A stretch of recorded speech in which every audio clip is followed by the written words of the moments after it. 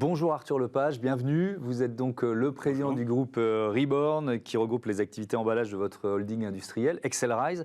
Reborn, c'est 110 millions d'euros de chiffre d'affaires, 350 salariés sur 5 sites de production en France, des filiales commerciales en Russie, en Pologne, aux États-Unis et des exportations dans plus de 60 pays. Je le disais en titre, votre métier, ce sont les emballages plastiques flexibles, bref, les films plastiques qu'on utilise nous régulièrement dans nos cuisines, c'est ça ? Oui, au quotidien, on fait des films pour tout ce qui est agroalimentaire, donc par exemple l'emballage de packs d'eau, tout ce qui est hygiène aussi, tout ce qui est emballage par exemple de couches culottes, hygiène féminine, coton, et aussi des emballages plus industriels pour transporter par exemple des palettes ou des pondéreux dans des palettes, donc transporter du verre, transporter des matériaux, des choses comme ça. Voilà. Donc vos clients, ce sont des entreprises qui cherchent à emballer leurs produits, quoi, tout simplement. Donc à marketer, emballer ou transporter, et avec du film plastique. Ouais. Alors vous lancez votre première ligne de désancrage. Déjà pour bien comprendre, pourquoi il y a besoin d'encre dans les films plastiques ? C'est pas dans les films plastiques, c'est pour le packaging. Voilà, c'est la partie marketing. D'accord. C'est la surface. C'est une toute petite couche, c'est quelques microns qui sont imprimés pour faire du marketing en magasin ou mettre un logo, ou même en B2B pour mettre la marque sur une palette. Ouais. Et cette encre, en effet, est un des freins au recyclage du plastique. Alors, pas le seul, mais quand on recycle de façon classique avec les encres, on retrouve des matières qui sont noires ou grises et qui ne permettent pas une vraie boucle circulaire, en tout cas une vraie réutilisation dans des produits à même valeur, quoi. Oui, on ne va pas réutiliser un film plastique s'il n'est pas transparent. Voilà, c'est plus difficile s'il n'est pas transparent. D'accord. Alors vous avez donc imaginé vous débarrasser de l'encre sur ces films plastiques pour pouvoir les recycler. C'est bien d'avoir une idée, après il faut la mettre en œuvre. C'est combien d'années de recherche et développement, c'est combien de millions d'euros investis pour y arriver ? Ça fait 10 ans qu'on travaille dessus. Alors, on est un groupe, donc on fait du film plastique, et depuis 5-6 ans, on s'est intégré dans la partie recyclage. Donc déjà, c'est devenu notre nouveau cœur de métier, donc la collecte, le recyclage des films plastiques, alors plutôt transparent qu'on vient collecter chez des industriels, des plateformes commerciales. Oui. Et on a voulu aller plus loin en s'attaquant justement au désancrage, puisque c'est un des freins. Et ça fait 10 ans qu'on travaille dessus, parce que c'est assez facile, en fait, en laboratoire, d'enlever les encres, alors soit avec des solvants, soit avec de l'alcool. Et donc, on a fait des prototypes pendant 10 ans, et on est finalement tombé, il y a 5-6 ans, sur une start-up espagnole qui avait inventé un process, comme un détergent, à base, alors non pas solvant, parce que ça c'est dangereux, mais base eau, donc aqueuse, et qu'on a réussi à industrialiser depuis 5 ans avec eux, et donc on a lancé la ligne il y a quelques mois. Quelques mois, donc c'est, je crois, 3 millions d'euros d'investissement, c'est ça ? C'est 3 millions d'euros sur les équipements, mais ça fait 5-6 ans qu'on travaille sur des tests, sur des prototypes en laboratoire, des prototypes un peu plus gros, et finalement le lancement en taille industrielle depuis 3 mois. Donc avec une ligne spécifique de désancrage qui a été installée. Alors pour l'instant c'est dans un site, c'est ça ? Oui. Potentiellement c'est amené à se développer, c'est quoi l'idée ? L'idée c'est qu'on a un site, on a 5 sites en France, comme on l'a dit, on a un site dans les Pyrénées, qui a été le premier site sur lequel on a mis cette ligne de désancrage. C'est une ligne assez classique, on vient broyer, on vient désancrer, c'est la partie innovante, après sécher et remettre sous forme de granules. Et on va essayer de déployer sur nos autres sites de transformation d'autres lignes de désancrage. Alors désancrage, et aussi à terme d'autres lignes qui pourront faire d'autres types de recyclage ou d'autres types d'entrants en termes de matière.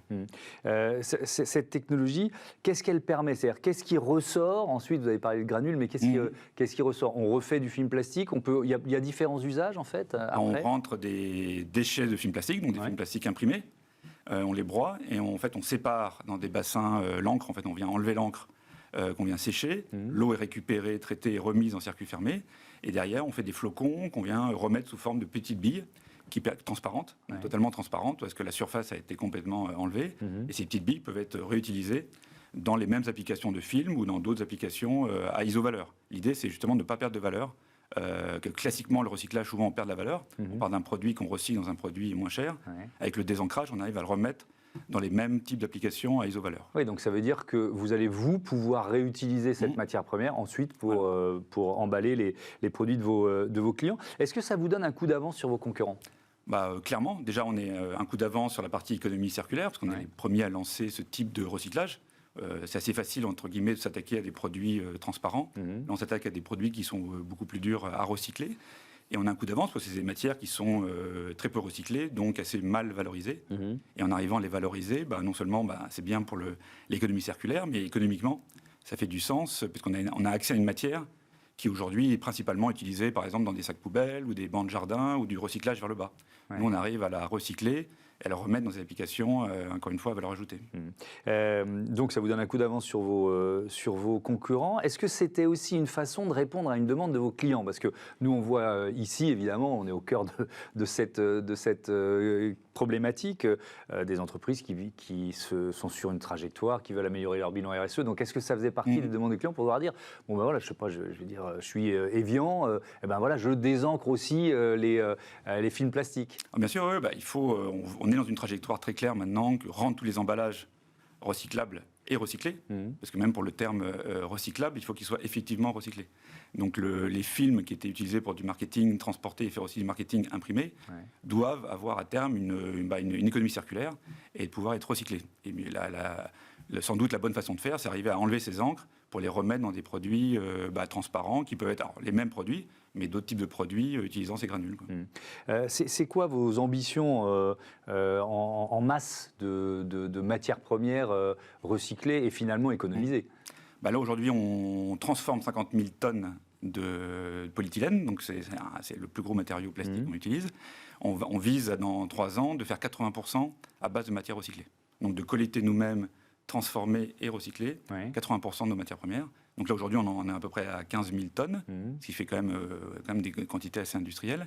Et on vise de doubler, voire tripler ces volumes d'ici 3 ans. Donc ça suppose de dupliquer, quoi. C'est ça ce que vous disiez tout à l'heure. C'est-à-dire que cette première ligne, il y en aura forcément une par usine? Il y en aura 2 à 3 par usine. 2 à 3 par usine. On vise à peu près entre 7 et 8 lignes de recyclage. Alors pas toutes de désancrage, mais aussi des lignes, par exemple, qui peuvent trier les plastiques et après les recycler, pour pouvoir s'attaquer par exemple à tous les gisements de la grande distribution, ou des gisements un peu plus mixtes et compliqués. Donc l'idée, c'est vraiment s'intégrer totalement sur la partie économie circulaire et être nous-mêmes collecteurs et fabricants de matières pour nos besoins, mais aussi, par exemple, pour d'autres transformateurs plastiques. Oui, alors c'est la question que j'allais vous poser. C'est d'abord votre propre matière première, d'une certaine façon, mais est-ce que vous avez, dans cette stratégie, initié une filière pour aller récupérer, finalement, les films plastiques aussi réalisés par vos concurrents, quoi? Bien sûr, oui, on est collecteur soit direct, soit via des partenariats, par exemple, avec des gros collecteurs qui, eux, collectent différents matériaux. Et clairement, derrière, on s'utilise nous-mêmes comme propres clients, même prototypes, parce qu'on les utilise nous-mêmes, ces matières. Et à terme, en les mettant en point, à la fois le process de recyclage et ces matières, on pourra les vendre à des transformateurs qui veulent utiliser à très haute teneur, parce que l'idée, c'est pas utiliser à 5%, 10% des matières recyclées, mais c'est vraiment remplacer une grande majorité des matières premières vierges par des matières recyclées. Donc mettre à disposition ces matières dans des applications pour nos concurrents ou d'autres transformateurs au niveau européen. C'est un gisement de matières premières, alors j'allais dire inexploité. Non, il n'était pas inexploité, il était mal exploité? Il était à la fois mal exploité et inexploité. Donc ça veut dire qu'il était inexploité parce qu'une grosse partie des plastiques finissent encore aujourd'hui en décharge, en incinération. Alors on ne parle même pas de la nature, mais c'est plutôt dans les pays émergents, ou mal exploité, puisque le peu qui est recyclé aujourd'hui est recyclé vers le bas, donc c'est recyclé vers des applications à moindre valeur. Donc on parlait des sacs poubelles, on parlait des produits à faible valeur. Donc il faut arriver à faire une boucle circulaire à iso-valeur pour pouvoir valoriser les déchets, pour que les gens trient en amont ou ne les mélangent pas. Mais ils vont les faire avec quoi, les sacs poubelles, maintenant? Ils vont le faire sans doute. Il y aura toujours des déchets. Alors il faut aller vers des déchets d'autres. Il y a beaucoup de millions de tonnes. Mais il est clair qu'il faut créer des filières de valorisation à valeur ajoutée pour pouvoir, en amont, arriver à valoriser ces déchets. Et aujourd'hui, tous les déchets sont valorisables si on arrive à ne pas les mélanger ou à bien les trier à la source. Je voudrais qu'on termine sur la question de la réglementation. À quel point les réglementations françaises ou même européennes vous ont poussé à agir? Nous, on a poussé à agir, on s'est tout poussé tout seul, parce qu'on pense que l'avenir des emballages et même des matériaux en général, ça va être vers l'utilisation de matières recyclées. Donc clairement, on a devancé ça, parce qu'on a fait il y a 5-6 ans. Ce que les réglementations ont bougé, c'est sans doute l'environnement. C'est-à-dire que nos clients, ou le client de nos clients, sont clairement maintenant dans une demande de produits recyclés, soit parce qu'il y a des incitations financières, soit parce qu'il y a des contraintes réglementaires.